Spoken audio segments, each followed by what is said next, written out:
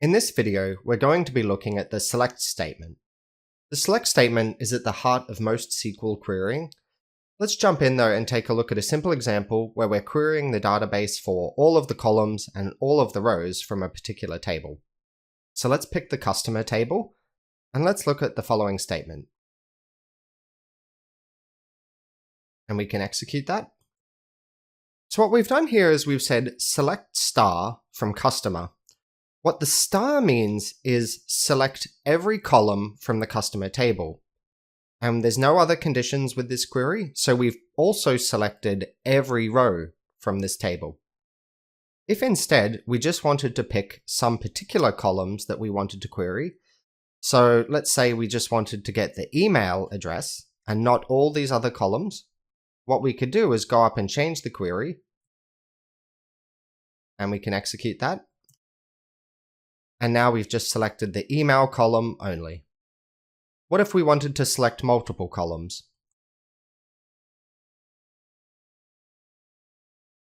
What we had to do here was just put a comma in between every column that we wanted to select. So let's say that we wanted to add email back in as well. We can do that just by typing comma, email. And so what we've done here is we've selected the first name, last name, and email address of every single customer in the customer table. It's important to note that with these select statements, when we're doing querying against the database, that it's actually just a read-only operation. We're not modifying the database in any way. There's no risk that we're writing new records to the database. It's just a pure read-only select where we're asking the database to give us information from its different tables. You might find it handy to have open while you're working with your database the entity relationship diagram. We can pull that up by going over to the database navigator. And let's make sure that we're looking at the Video Easy database, and we go to the public schema, and what you can do is right click on that and go View Diagram. And I'll bring that up to 150%.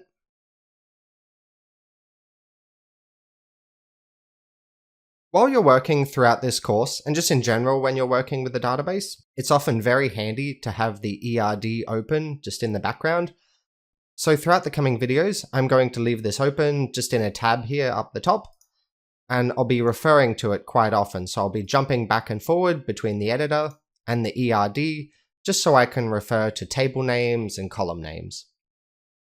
Something to point out as well is that we just wrote select first name, last name, email from customer.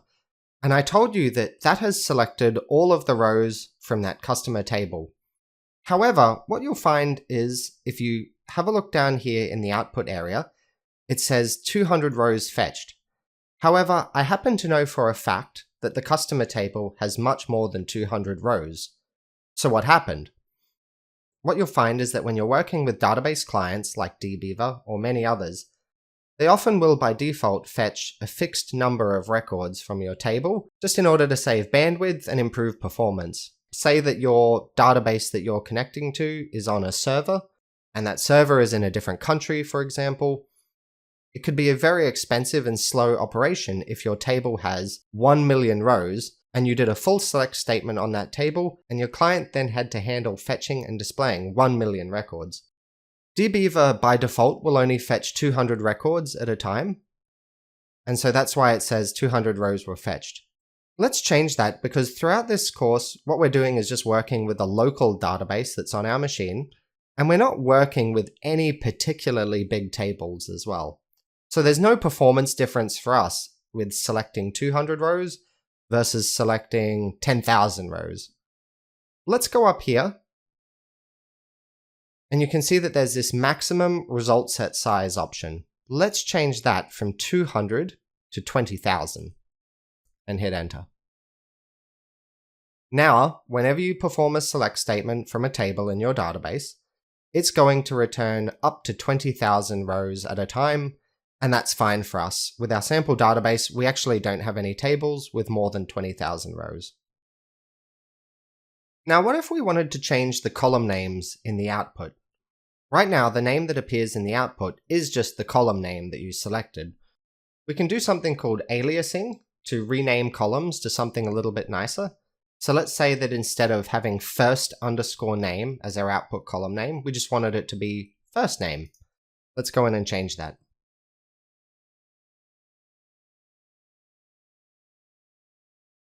And we can execute that. And now you can see the column has the name first name, which is what we wanted. So we can use this as statement if we want to clean up our column names a little bit. Sometimes you might actually see people leave off the as statement. So it is actually valid SQL to just leave off the as part and write it as follows. And we can execute that and it will run just the same. However, I find this a little bit unclear, it can become a little bit confusing, and it can cause you some other problems down the road as well. So whenever you're doing aliasing, always put in the as part, just to make things very clear. Did you notice now as well that since we changed the maximum result set size to 20,000 rows, when we ran this query, we actually got 599 rows fetched. And you can see that in the output window there, where previously we were just getting 200. So that was the effect of changing that maximum result set size. Our customer table actually has 599 rows. Lastly, something that you'll find is quite convenient when you're working in the editor is to actually type the table name first and then to go in and add your select columns afterwards. And I'll show you why.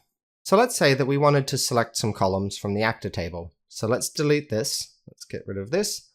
Let me type in select, and now I'll go from actor. And I'll put the semicolon in there as well. Because I've typed the table name first, what I can now do is go up to the select line, and I can, on Windows, hit Control Space. And what that's going to do is bring up some autocomplete options, and the autocomplete options are going to be column names from this table. So the actor table has an actor ID, first name, and a last update column. This was only possible because I put in the table name first. So I can now just go first name, last name. And I didn't have to type it, and I didn't risk making any typos when typing out the column names. And I can execute that, and that runs fine. So that's quite convenient. If instead I had just started out with a blank slate, and I'd gone select, and I press Control Space to get suggestions, I would have no suggestions at all.